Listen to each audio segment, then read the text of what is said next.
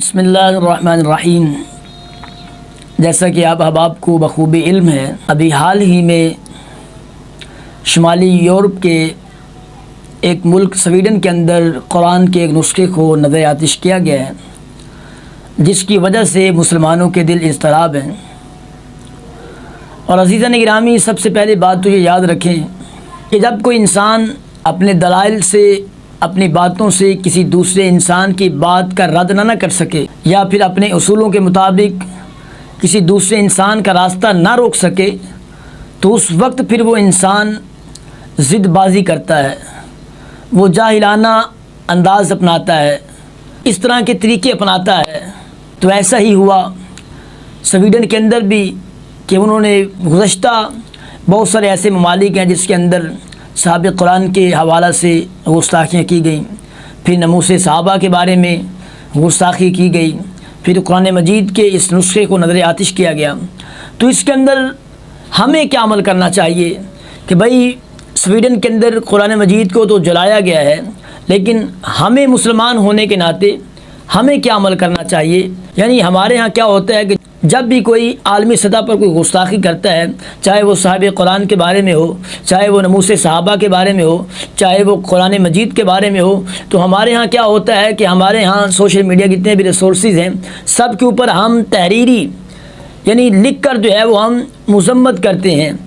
اوپر سے لے کر نیچے طبقے تک ہمارے ہاں ایسا ہی ہوتا ہے۔ لیکن میری یہ گزارش ہے کہ اس طرح کوئی بھی بات ختم نہیں ہو سکتی، بلکہ دیکھیں جب بھی کوئی انسان ایسا کوئی کام کرتا ہے تو وہ سب سے پہلے وہ ایسا چھوٹا سا عمل کر کے وہ ریاکشن چیک کرتا ہے، وہ رد عمل دیکھتا ہے کہ بھائی میں اب یہ کام کروں گا تو ان کا رد عمل کیا ہوگا۔ ہمارا رد عمل کیا ہوتا ہے کہ ہم جناب تحریری طور پر مذمت کر دیتے ہیں۔ لیکن یہ تو ہمارے ہاں مطلب ہم وزیر اعظم ہیں یا ہم وزیر اعلیٰ ہیں یا ہم صدر پاکستان ہیں کہ ہم اپنی عالمی سطح پر اپنی آواز کو بلند کریں،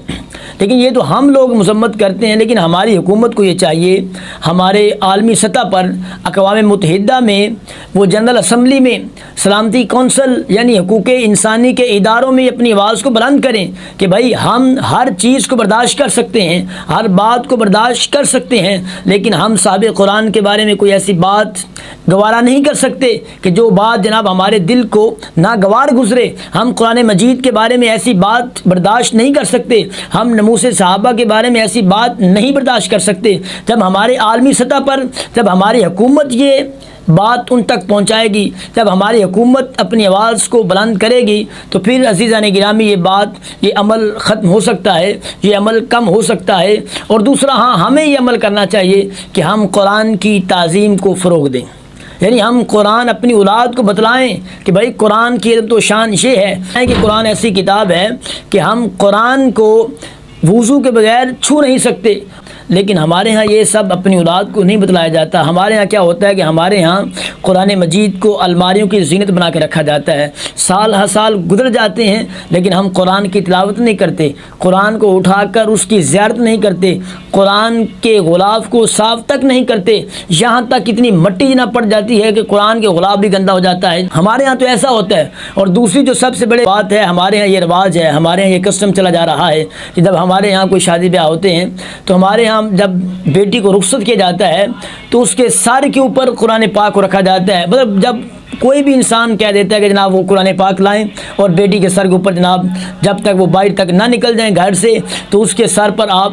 لے کے چلتے رہیں، اس وقت کوئی انسان نہیں سوچتا کہ بھائی میرا وضو بھی ہے کہ نہیں۔ وہ فوراً جناب اس کی بات سنتا ہے تو فوراً بھاگتا ہے کمرے کی طرف، وہ جناب جہاں پہ ہم نے قرآن پاک کو رکھا ہوتا ہے وہاں سے قرآن پاک پکڑا اور بیٹی کے سر کے اوپر۔ بھائی دیکھیں قرآن پاک اس لیے تھوڑا نازل کیا کہ کریم آقا علیہ السلام کی ذات گرامی پر ہم اس کو قرآن کو الماریوں کی زینت بنا کر نہ رکھیں، بلکہ قرآن کی زیادہ سے زیادہ تلاوت کریں۔ حضرت عثمان غنی ذو النورین رضی اللہ تعالیٰ آپ کو جامع القرآن بھی کہا گیا ہے۔ اگر کسی نے قرآن سے محبت کرنا سیکھنی ہے تو وہ حضرت عثمان غنی رضی اللہ تعالیٰ عنہ آپ سے سیکھیں کہ کس طرح آپ نے قرآن سے محبت کی، کس طرح آپ نے قرآن کی تلاوت کی۔ عزیزان گرامی، حضرت عثمان غنی رضی اللہ تعالیٰ عنہ آپ کے بارے میں آتا ہے تو ایک مرتبہ آپ مصلی کے اوپر آئے اور آپ نے قیام کے اندر سورۃ البقرہ کی بھی تلاوت کر دی اور سورہ آل عمران کی بھی تلاوت کر دی اور سورۃ النساء کی بھی تلاوت کر دی، سورہ المائدہ کی بھی تلاوت کر دی، یہاں تک کہ آپ نے کھڑے کھڑے والناس تک سارے قرآن کی تلاوت کر دی۔ اور آپ کے بارے میں یہ بھی آتا ہے کہ مطلب جس دن آپ قرآن کی زیارت نہ کرتے یا قرآن کی تلاوت نہ کریں تو آپ فرماتے کہ وہ میرے لیے وہ دن ناگوار گزرتا ہے۔ تو عزیزان گرامی، ہمیں یہ چاہیے کہ ہم اپنی اولاد کو یہ پیغام دیں کہ قرآن سے محبت کریں، قرآن کی زیارت کریں، قرآن کو زیادہ سے زیادہ پڑھیں، قرآن کا ترجمہ پڑھیں، قرآن کے اوپر غور و فکر کریں کہ قرآن کہتا کیا ہے، قرآن کا ترجمہ پڑھیں، قرآن کی تفاسیر کو فکر کرنا چاہیے۔ تو عزیزان گرامی، اس لیے پھر جب یہ ہم عمل کرتے چلے جائیں گے، پھر جو ہے وہ لوگ ایسی گستاخیاں کرتے ہیں تو وہ خود بخود کم ہو جائیں گی، چونکہ ان کو پتہ ہوگا کہ ہم جناب اس کام کو کرتے ہیں لیکن مسلمان اس کام کو اتنا ہی زیادہ کرتے ہیں، تو وہ پھر یہ معاملہ کم ہو سکتا ہے۔ اور ہماری حکومت کو بھی چاہیے کہ میں یہ مطالبہ کرتا ہوں کہ ہماری حکومت کو بھی چاہیے کہ وہ جناب عالمی سطح پر اقوام متحدہ کی جنرل اسمبلی میں، سلامتی کونسل اور حقوق انسانی کے اداروں میں یہ آواز اپنی بلند کریں کہ بھئی ہم ساری باتیں تو برداشت کر سکتے ہیں لیکن ہم صاحب قرآن کے بارے میں گستاخی برداشت نہیں کر سکتے، ہم قرآن مجید کے بارے میں یہ گستاخی برداشت نہیں کر سکتے، ہم ناموس صحابہ کے بارے میں یہ گستاخی برداشت نہیں کر سکتے۔